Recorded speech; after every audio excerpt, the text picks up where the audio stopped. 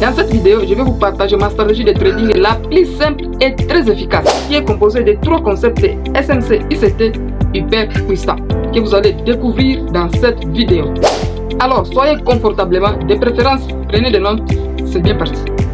Salut tout le monde, j'espère que vous allez bien. Si c'est la première fois que vous me découvrez, moi c'est Constant Trading. Sur cette chaîne, je vous partage toutes les meilleures stratégies qui vont vous permettre d'exposer vos résultats sur les marchés financiers. Alors si c'est le cas, cliquez sur le bouton s'abonner et rejoignez-nous dans notre canal Telegram où je partage mes analyses quotidiennes. Le lien se trouve dans le premier commentaire de cette vidéo. Alors sans perdre de temps, passons directement à la dite stratégie.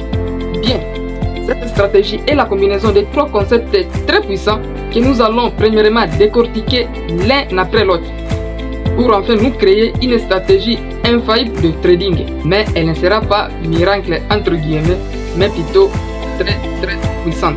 Bien, le premier concept que nous allons utiliser est la structure de liquidité HK. C'est quoi une structure de liquidité? Je m'explique. Sur le marché financier, le prix évolue en créant des cycles de liquidité. Et notre HTF, nous allons nous concentrer uniquement à une structure de liquidité H4, qu'elle soit baissière ou haussière. Et notre structure H4 reste dans une direction neutre, nous n'allons pas la prendre en compte. Ou soit, lorsque une structure H4 qui évolue en créant de pics et de creux de plus en plus haut, sans toutefois nous créer une structure de liquidité, nous n'allons pas les prendre aussi en compte. Notre structure de liquidité H4 sera comparable à celle-ci, c'est-à-dire le prix évolue en créant des pics et des creux de plus en plus haut, et tout en créant des cycles de liquidité. C'est-à-dire le prix casse le dernier plus bas, puis il casse le dernier plus haut et il continue avec la tendance, qu'elle soit baissière ou haussière. C'est comme ça que nous allons considérer notre structure de liquidité H4, c'est-à-dire la structure de la liquidité H4 sera considérée si le prix évolue en créant des cycles de liquidité. Voilà notre structure de liquidité H4. Et cela, nous allons passer directement au deuxième concept qui est l'identification d'un order bloc valide. C'est en utilisant la même structure H4 que nous allons identifier notre zone d'intérêt. C'est quoi un order bloc? Si vous voulez approfondir concernant le cycle de liquidité, je vous mets cette vidéo là, elle va apparaître à gauche ou à droite de l'écran pour bien approfondir avec la matière. Maintenant, c'est quoi maintenant un order bloc? C'est le dernier sell avant le buy pour une structure haussière et c'est le dernier buy avant le sell pour une structure baissière. Voilà en quelque sorte un order bloc. Pour le choix d'un order bloc valide, nous allons prendre les order blocs qui ont pris uniquement de la liquidité en H4.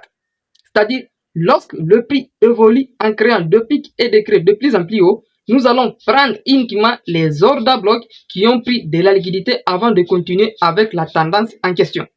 Les order blocs que nous identifions, ce sont des order blocs valides qui ont plus de potentiel de tenir. Parce que si le prix évolue sans toutefois créer des cycles de liquidité, les order blocs qui sont laissés là ne sont pas vraiment efficaces. C'est pourquoi, pour cette stratégie, nous allons uniquement utiliser les order blocs qui ont pris d'abord de la liquidité avant de continuer avec la tendance. Maintenant, après avoir identifié notre order bloc qui est notre zone d'intérêt en H4, nous allons attendre que le prix revienne là-dedans. Nous sommes toujours en H4.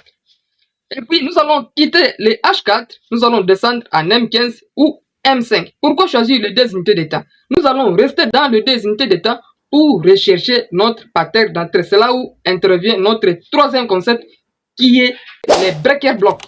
Nous allons utiliser les breaker blocks pour nous positionner.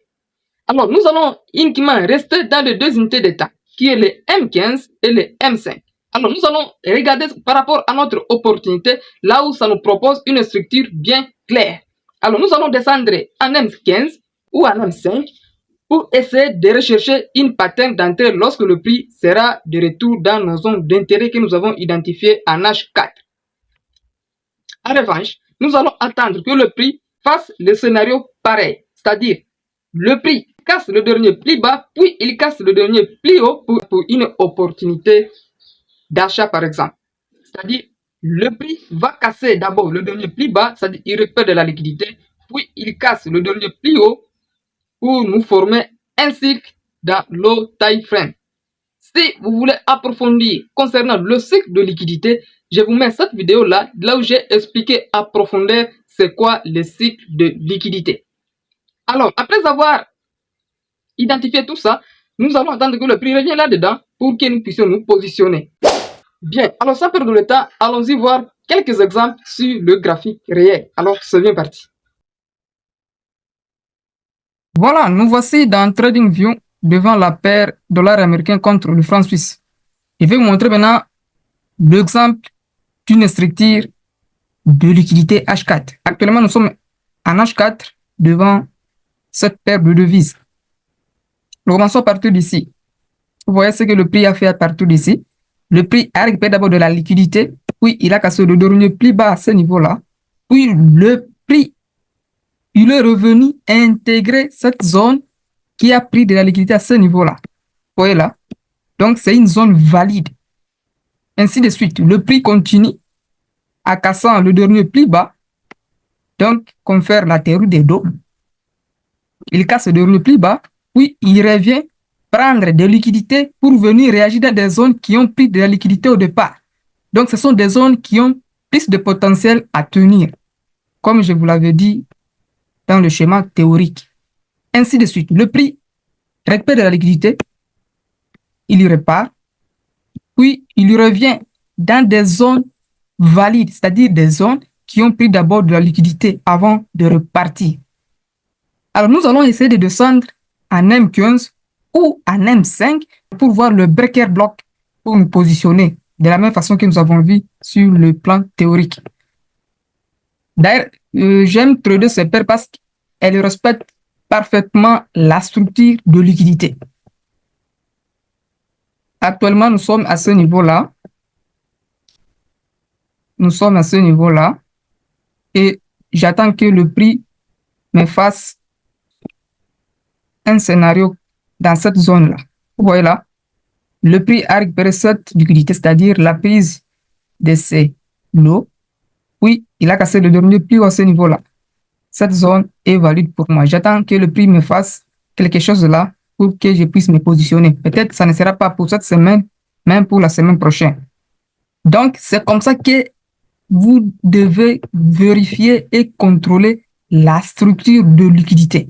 Je vais d'abord effacer tout ceci avant de descendre en M15. Voilà. Nous voici en M15. Là, je vois la structure est bien claire. Là, nous voyons le prix de liquidité. Voilà. Le prix de liquidité, c'est-à-dire le prix récupère toutes ces liquidités qui ont été créées à ce niveau-là pour réagir dans cette zone qui a pris de la liquidité à ce niveau-là. Vous voyez, ça, c'est la vraie structure de la liquidité. Le prix revient là-dedans et il casse le dernier plus bas en M15 à ce niveau-là. Donc, nous, qu'est-ce qu'on allait faire? On allait juste venir nous positionner là. Lorsque nous avons vu la cassure là, pour profiter de cette baisse qui a été réalisée à ce niveau. On continue, le prix continue à créer de pics et de créer de plus en plus bas, tout en créant des cycles de liquidité. Vous voyez la prise de toutes ces liquidités qui ont été créées à ce niveau-là. Le prix casse le dernier plus bas à ce niveau-là, puis il y retrace pour venir intégrer cette zone qui a pris de la liquidité à ce niveau-là. C'est une zone valide, c'est difficile de la casser facilement parce que c'est une zone qui a pris de la liquidité à ce niveau-là. C'est un order block valide. Et nous voyons notre breaker block à ce niveau-là, en M15. Donc, nous allons juste venir nous positionner à ce niveau-là pour profiter de la continuité de la tendance. Vous voyez ce que le prix est en train de faire. Il respecte parfaitement le cycle de liquidité. Et actuellement, nous sommes à ce niveau-là. J'attends que le prix... Partout ici, je n'ai pas vu une structure claire. C'est pourquoi je ne me suis pas intéressé en fait. Si je ne vois pas une structure qui respecte la liquidité, alors je reste à l'écart du marché. Je ne peux rien faire parce que le prix ne me fasse pas ce que je vais voir sur le marché financier. Je vais attendre que le prix me fasse une structure claire de liquidité.